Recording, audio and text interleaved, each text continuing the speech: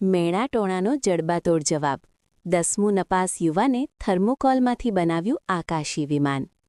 કહેવાય છે કે ડિગ્રી માત્ર કાગળનો ટુકડો છે, અસલી ઓળખ તો તમારી આવડત છે. આ વાક્યને સાર્થક કરી બતાવ્યું છે મહેસાણા જિલ્લાના પિરોજપુરના વતની કૌશિકે.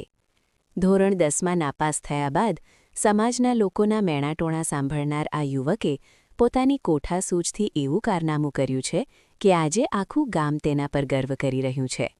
કૌશિકે માત્ર થર્મોકોલ અને ડ્રોનની મોટરનો ઉપયોગ કરીને હવામાં ઉડતું પ્લેન બનાવી સૌને અચંબિત કરી દીધા છે.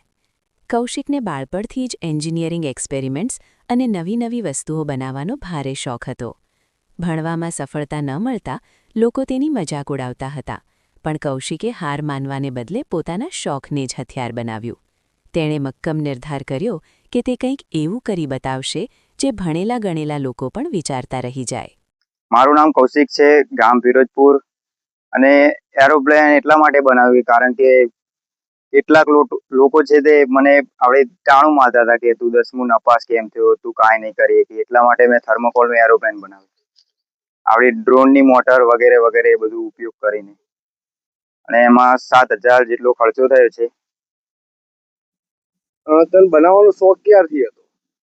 નાનપણથી જ આપણે શોખ હતો, પણ એ લોકોએ આપણે મને બોલીને હેરાન કર્યો, એટલા માટે આલી ફેર મેં બહુ મોટું કામ કરી દીધું. એટલે મોટું એરોપ્લેન બનાવી દીધું. નકર પહેલા હું આવી નાની મોટરો, એવડી ગાડીઓ જ ખાલી નાની બનાવતો હતો. આગળ જઈને તેનો શાનો શોખ છે? આગળ તો હવે કોઈ વિચાર્યું નહીં, ખાલી આ એન્જિનિયરિંગ એક્સપેરિમેન્ટો કરે છે.